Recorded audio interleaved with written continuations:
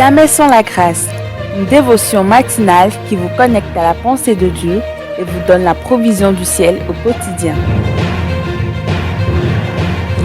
Bonjour chers amis, chers internautes, nouvelle journée, nouvelle provision. Bienvenue dans la dévotion de ce matin qui ne sera rien d'autre que une provision du ciel pour notre vie, notre marche ici-bas encore aujourd'hui. Amen. Précieux Jésus, nous te confions cette journée, précisément cette dévotion. Nous prions pour que voilà tes mots, tu puisses aussi, juste au travers de ta parole, tu puisses nous guérir ce matin de nos maux, de nos maladies, que ce soit sur le plan physique, le plan mental, le plan émotionnel. Tu envoies ta parole et elle fera encore ce matin une œuvre de guérison au nom puissant de Jésus. Amen. Alors, chers amis, permettez-moi juste de nous relire encore une fois ces deux versets. C'est tellement beau, c'est tellement merveilleux. Et encore une fois, je nous encourage aussi à publier ces dévotions autour de nous, dans vos différents groupes WhatsApp ou sur les réseaux sociaux. N'hésitez pas à donner de visibilité à la parole de Dieu, parce que nous sommes dans les derniers jours, nous sommes dans les derniers temps. Amen. Dans 1 Corinthiens chapitre 11, où les versets 23 et 24, il est écrit « Car j'ai reçu du Seigneur ce que je vous ai enseigné, c'est que le Seigneur Jésus, dans la nuit où il fut livré, prit du pain, et après avoir rendu grâce, le rompit et dit « Ceci est mon corps qui est rompu pour vous, faites ceci en mémoire de moi. » Amen. Hier, nous abordons un aspect très important par rapport à ce processus dans lequel Dieu nous introduit pour que nous puissions porter du fruit, que nous portons beaucoup de fruits et que nous portons des fruits qui demeurent, des fruits qui vont traverser le temps jusque dans l'éternité. D'accord? Donc, pour ça, Dieu suit un processus. La première chose, il nous prend. La deuxième chose, il nous bénit. La troisième, il nous brise. Et la quatrième étape, il nous donne. Et combien c'est important de respecter les étapes, de ne pas brûler les étapes, de donner le temps nécessaire pour ce qu'il faut dans nos vies. Vous savez, sous prétexte qu'il faut racheter le temps, beaucoup brûlent les étapes. Laissez-moi vous dire ce matin que quand la Bible nous dit de racheter le temps, ça n'a rien à voir avec la précipitation. Non, nous ne sommes pas appelés à nous précipiter. Racheter le temps, c'est de prendre le temps nécessaire pour ce qu'il faut.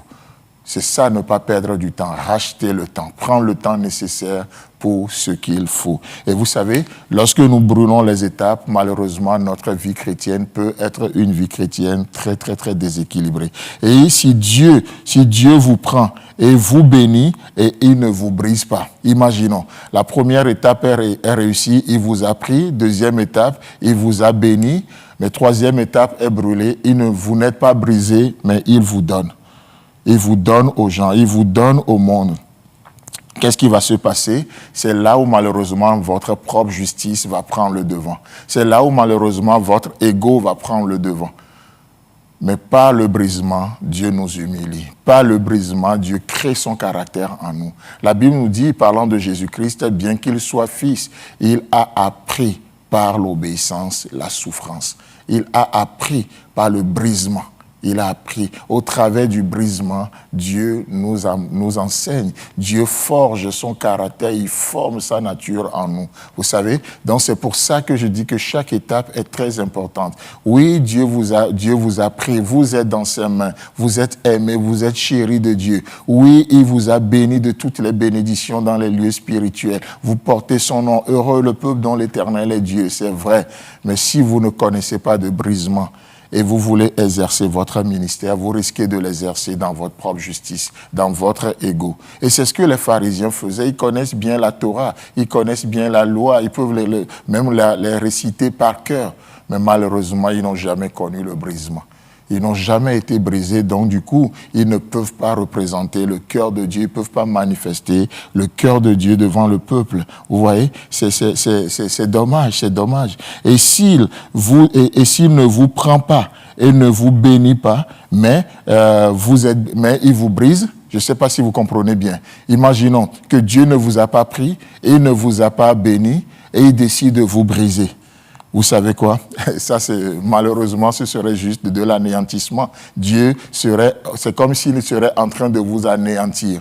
Mais nous savons que notre Dieu n'est pas comme ça. La Bible nous déclare à plusieurs reprises qu'il ne brisera point le roseau cassé.